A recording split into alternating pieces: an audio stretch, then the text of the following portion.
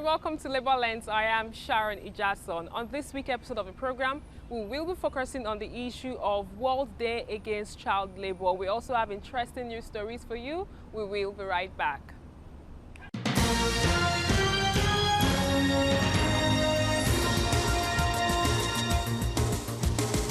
Oh, we no go gree. Police pen come, we no go gree. We no go gree. These are retirees of the Nigerian police force who left active service between 2017 and 2018. They are displeased with the Nigerian Police Pensions Limited and PENCOM, and they want their gratuity reviewed. The Nigerian police pension grossly underpaid the retired officer, and hence we are not happy the way they are paying us, because we believe that the police pension just feel like paying us anything they feel like. Because how can a retired officer who have served the country for 35 years been paid gratuity 2.2 million, 2.3 million after 35 years of service?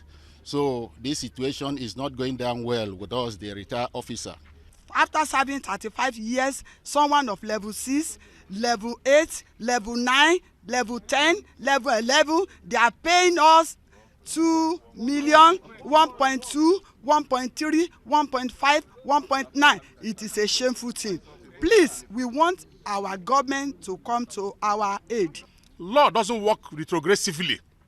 This law was enacted 2004. We shouldn't know why it should affect those who have worked for many years ago. It should start from 2004 for those who entered that time. Other pensioners who served in the police force for 35 years also spoke on how they are fared since retirement. Consider what we went through the police for 35 good years, in the day, in the night, in the sunshine, in the raining. We want them to come to our aid to pay us our due money. The money they are offering is nothing to write home about. The sister agencies we know, I may not mention them, a warrant officer goes home with about 11 million after retirement. An equivalent police is going home with 1.4 million. It's unbelievable. And that is a reality which people can go there and find out. Now, coming again, we are saying that we that entered the 80s shouldn't be part of this pension something. Because the law that was made in 2004, when we were enlisted 80s, we shouldn't be part of that law. The retired police officers have received quit notice to vacate the barracks. Many of them complained that they are yet to receive their gratuities, neither have they started receiving their monthly pensions. They want the federal government, the Inspector General of Police, and other relevant stakeholders to come to their aid.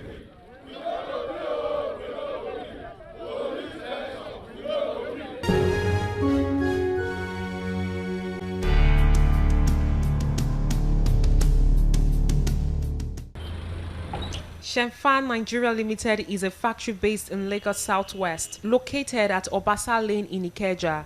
Shenfan is known for manufacturing of footwears. Sources say it is owned by Chinese.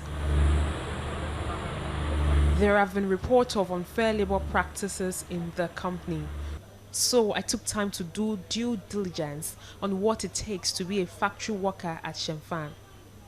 According to the workers who pleaded anonymity, staff of morning shift work between 7:30 in the morning and 7:30 in the evening, while those on night shift work for 18 hours without any break. Lovett Ekene, not a real name, spoke on the age grade the company's management favors during recruitment process. I have to hide the identities of the workers who agreed to share their experience. When I resumed, I came with one of my friends. That one is like 42 years old. We came together. I want to explain to you. So the white man said, she cannot employ, she's too old. That they want the young people around maybe from 13 to 18 years. Even the boy that died is 14 years. So they want the children that maybe they are still in secondary school. When they vacate, they will employ them. When they resume, they will go back to school. That is the way they employ. So they don't employ an old person. They will say they want an underage person to work with them around 17, 15, 16.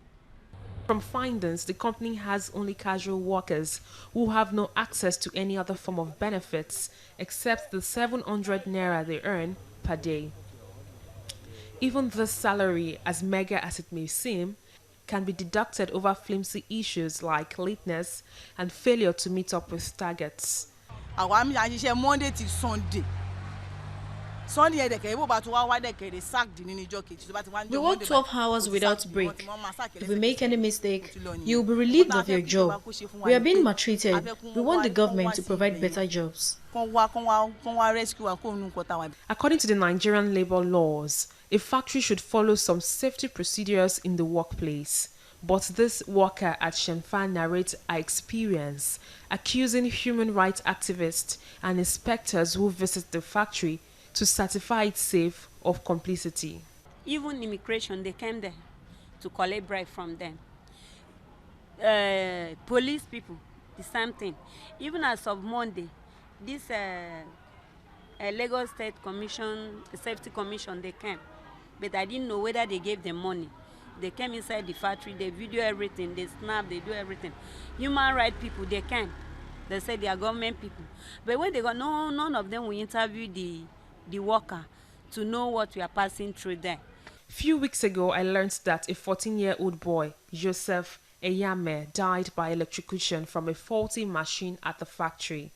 In the quest to know the current situation of things, I went in search of late Joseph's family, perhaps to know why he decided to be a factory worker rather than attending school like his peers. After much search, I was able to meet with the father, mother, and brother. Joseph's father described his late son as a talented boy who had dreams. 14 years old. He was almost leaving Nigeria for Germany. He would have left Nigeria on 28th of this month to Germany. He fed his mate are also doing the job. Let me follow them.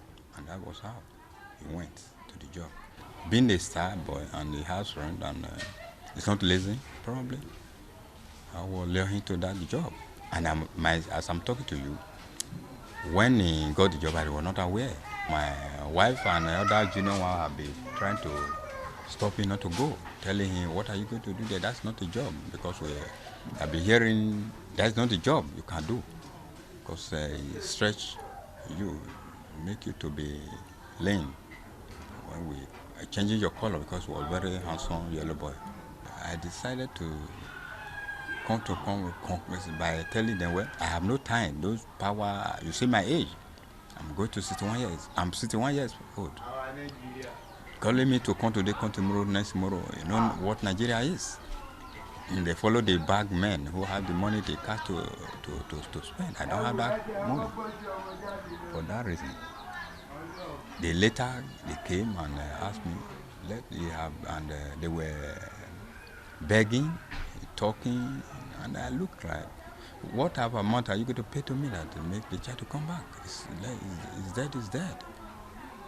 You pay 200 million, 200 million, 300 million, you have nothing to give from it. And the life cannot be revised back. The child that will tell me that you buy, we don't build a house, you will buy.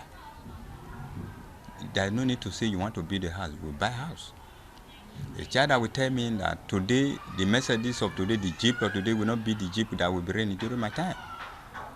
A child that will tell me that the whole world will travel. I know, you have that, it's a talent guy. But with the dream cut short and trip to Germany to find greener pastures aborted, Joseph's father says, though he wants justice, he can't afford it. As me who have no money to be going from lawyer to another, what do I do? I will ask you that question. When you look yourself, no backing from nowhere and nobody and you money, you need to consult a lawyer in Nigeria today, you know what you have to pay. To transport yourself to anywhere, you know what you have to pay. For that reason, when they now agree they have to do the better, okay? I will not call it compensation. One of the workers who also does not want to be identified explains that the Chinese employers value footwears produced at the factory more than the employees. You're saying that the machine that electrocuted the boy that died some few weeks ago is still in use in that company? Yes, the machine is still working.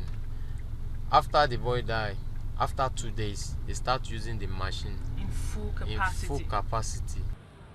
I went back to Shefan Nigeria Limited to see things for myself. How old are you? I'm 18. How old is your friend? My friend is just 17 years. Come out to talk. No manager. This is a Chinese company. There's no manager. The manager here is Chinese also, and he's not around. The door has been shut against us for us to gain access to see what for sure is happening in this factory here in Ikeja, Lagos. But the truth remains that the underage children who work in this company are the ones that pay the price, while the management makes maximum profits. Section 28, subsection 2 of the Child Rights Act and Section 25, subsection 2 of the Child Rights Law of Lagos State prohibit exploitative labor and frown against employment of a child for an industrial job. With the Nigerian government adopting 3 international labor organization conventions which set a minimum age for employment of children, it is hoped that other forms of child labor like street trading, shoe shining, apprentice mechanics, carpentry, vulcanizing, tailoring, barbing, and domestic services will be eradicated. As many workers of Shemfa hope that the Ministry of Labour, Organised Labour, and the Lagos State government will come to their aid for them to have decent working environment.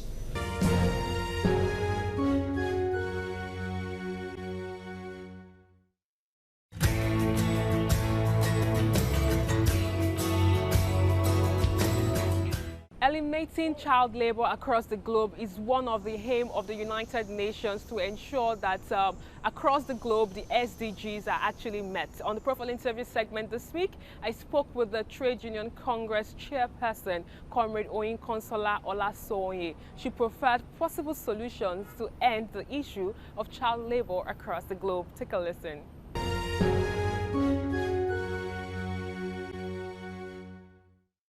It's good to have you on the program. Thank you. Good day. How are you? Good.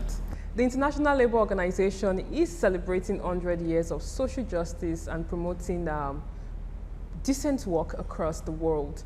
What would you say about the Child Labour Day? Would you say that as a country, Nigeria, we've been able to do a lot in terms of activism towards ensuring that child rights are protected?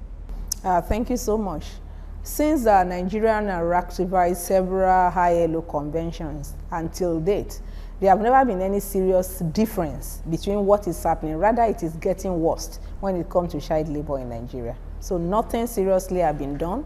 The awareness have not been as serious, and the laws have not been as enforced as we expected it to have been. So how would you have expected that the federal government, employers of labor, and even labor itself would actually promote children's rights in the country? Thank you. According to ILO Convention 5 that Nigeria has ratified, before there is a difference, I first need to establish that there is a difference between child work and child labor. Because for child work is normal things that every children does at home for us to train them. It is when it is adding economical advantage to it that became child labor. We expect Nigeria to have enforced a lot of law.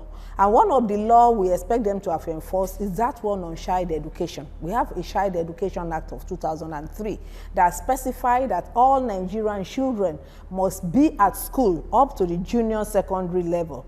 And since this one has not been implemented, have not been enforced, and because of the unemployment level, because of the poverty level in the country, a lot of parents now are insisting that their children should contribute to the well-kept of the home.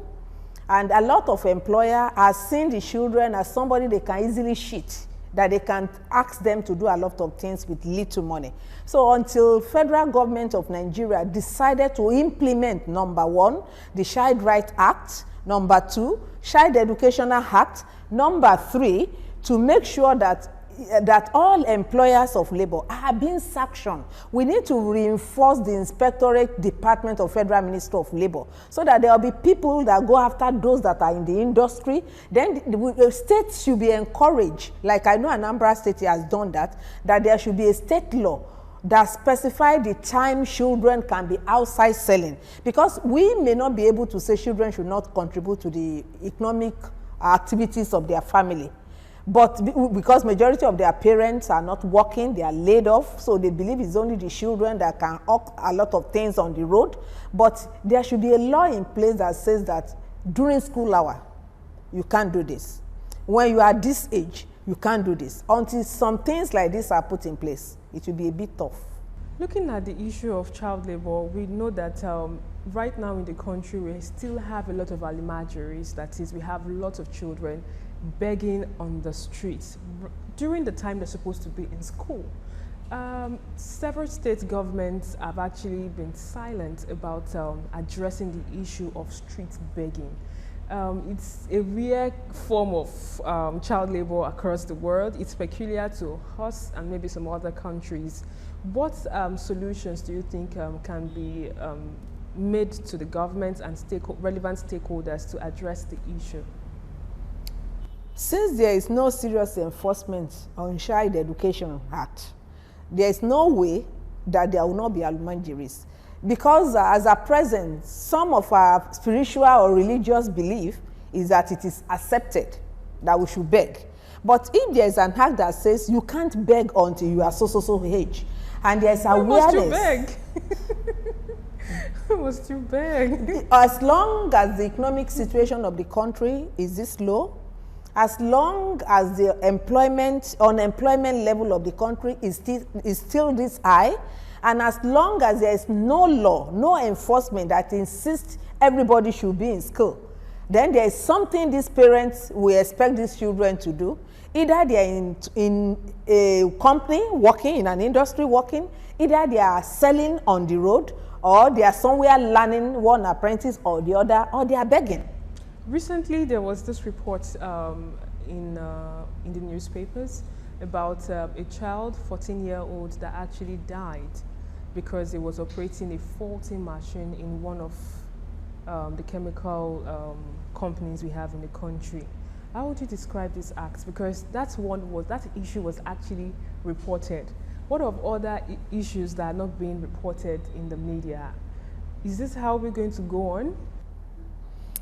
Thank you. As long as we have not been able to set our priority right in this country, we'll be having issues like that. Number one, we have a law, even in Labour Act, that specifies that any child that is below 14 or around 14 cannot work in any industry. So the mere fact that that company employed that guy is a breach of the Labour Act. Number two is that how do we go about making sure that according to the Factory Act, that's another act in place that specifies that no industry organization should encourage anybody, either a child or an adult, to use a faulty machine. So as long as the laws we have, because we already have the law on child labor, we have the law on Factory Act, but who are the people inspecting? Who are the people implementing? Who are the people enforcing? And as long as there's nobody to, then if we look at it well, most of these companies that have the audacity to employ our youth are mostly foreign expatriate-owned companies. Because what they cannot do in their country, they are willing to do it in Nigeria because our laws are not guided. So it's something that hurts everybody, it's something that pains everybody, but we keep on reporting. We keep on reporting, journalists will report, the trade union will report about it. There are a lot of reports in Ministry of Labour, what has been done about it. As the chairperson of TUC, I'm aware that women empowerment are some of the solutions that can actually reduce or eliminate the number of child labor activities in the country. What's your take on this? Yes, I quite agree. Because as long as there is poverty, as long as there is no serious social welfare in place, because some of these children, they don't have a home. But if the country has a sort of social welfare, we can have some orphanage, we can have some places and these places should be monitored. And where they have parents they are staying with, let everybody be empowered so that we wouldn't mind sending these children to school. And those we don't want to send to school, as long as we are not encouraging them to develop a skill, this thing will be continuous. because this child labor will always continue in Nigeria. We will not be able to bring an end to it because, for one, that particular child that is in it now will not go to school. For two, he wouldn't understand the disadvantage about it. For three, there will be no development because he doesn't have education, he doesn't have leisure time to play. There are some education that is beyond school system. But a child that is working from age 14 hardly have time to play, hardly have time for leisure, so he couldn't learn anything. And as long as we are encouraging this, I pray, I don't want to confess it, that there will not be continuation of kidnapping, there will be no continuation of terrorism, there will be no continuation of poverty and child labor in Nigeria. Because all these things are interwoven and they breed each other. Okay, worldwide, about 218 million children are still being engaged. That is, between the age of 5 and 17, they are still seen in the workplace. Looking at Nigeria as a place, you've actually enlightened us that the Ministry of Labour actually has to do a lot of work in terms of inspecting. But what happens to parents being responsible also? Is there any other form of advocacy that can actually take place, be it from the union, be it from relevant stakeholders to address this? What we are doing as a president in the Women Commission, including my own union, ASBIFE, is that we try to have a sort of mentorship in most schools. We go to this school, we encourage them that even outside, because some of them, even that their parents are taking care of them, they felt that because as a president in Nigeria, we see money as the measure of wealth. So most of them felt that maybe you are asking your parents that, okay, the vogue now is a telephone. Mom, my friends, group pressure on them that my friends have a phone, can I have a phone? And your parent is saying, no, I don't want to have a phone. We have some cases like that. Then the children walk out of the house and felt that they want to go and work so that they will be able to get something as little as phone. And unfortunately, majority of them are camped inside some camp where they are working. They wouldn't have the opportunity to come out again. So I sincerely believe that if we create more awareness, we talk to these children right in their school and let them understand that it's not necessary that it is rosy outside there. And we also talk to the parents that no matter what they are going through, they need to work with these children. And we also appeal to our legislature, both state and national, that they should put in place laws. They should start seeing these children as only falling out of school. They should also see the implication on the nation. Then I think more will be done in this area. Let there be law. If there is a law that says that during the school hour, educational hour, between 8 a.m. and 3 p.m. mass, that we shouldn't see any children begging or hawking or on the street doing anything, then those that want to learn a trade or the other, let's make it possible for them. If it will be afternoon classes, like before that we did a sort of morning and evening classes, those that still want to learn something, we can create an educational center in most of our local government areas and insisted that you must still be able to do. After all, before you can do anything, you must be able to write, to read, to understand what they are telling you. And with the fourth revolution, a lot of technology in town now, if you can't read, you will not be able to do anything seriously very soon. Okay, from your narration, you've actually mentioned that because of cheap labor, we have many people that want to engage children in the workplace. What's your take about casualization of workers? You are from the banking and financial sector. What can be done to ensure that decent work, as promoted by ILO, is actually achieved across the world? Thank you. As far as there's still large mass unemployment in Nigeria, the employers will seize the opportunity and continue casualization. In advanced country and ILO, casualization is permitted for a very short period in case there is a seasonal job that we need extra hand to use. That is the essence of casualization. But in Nigeria, casualization and outsourcing are fused together. Now, because of cheap labor, most employers, especially in my sector, prefer to look for contract workers that will do the same job as a normal employee. And this is leading to more fraudulent practices. With due respect, I keep on emphasizing to the character of these contract workers. But the mere fact that they are not happy doing most of this job, they are only doing it because they don't have any other thing to do. It is easier then for outsiders to be able to influence them. It is easier for their psychology to be able to be worked upon to get information from them. So we also appeal to Federal Ministry of Labour that all suppliers of labor, all these contract suppliers of contract labor, should be registered, and there should be a collective bargaining that will protect the right of these contract workers. As long as their right is being protected, there will be dignity of job, even within the contract workers in Nigeria. So moving forward, apart from these solutions that we've actually highlighted, decent work can be, are you saying that decent work can actually be achieved in Nigeria? It is achievable. Despite the several challenges that we're faced with? It is. There will always be challenges in the labor world. If our employers agree to do everything, then there will be no labor. There will be no labor union. There will be no reason for collective agreement. There will be no reason for bargaining. There will be no reason for negotiation. It is because a normal employer is a capitalist, and all they think about most of the time is profit. And the unfortunate thing is that once an employer is trying to reduce cost of doing business, the first thing that comes to their mind is how to lay off staff. So, but if we put everything in place, then there will be decency in our world of work. It was a nice conversation I had with you. Thank you so much. Thank you. You're welcome. And that's all we can take on today's edition of the program. Join us next week for a fresh edition of the show. I am Sharon Ijasan. Thanks for watching, and remember, labor creates wealth.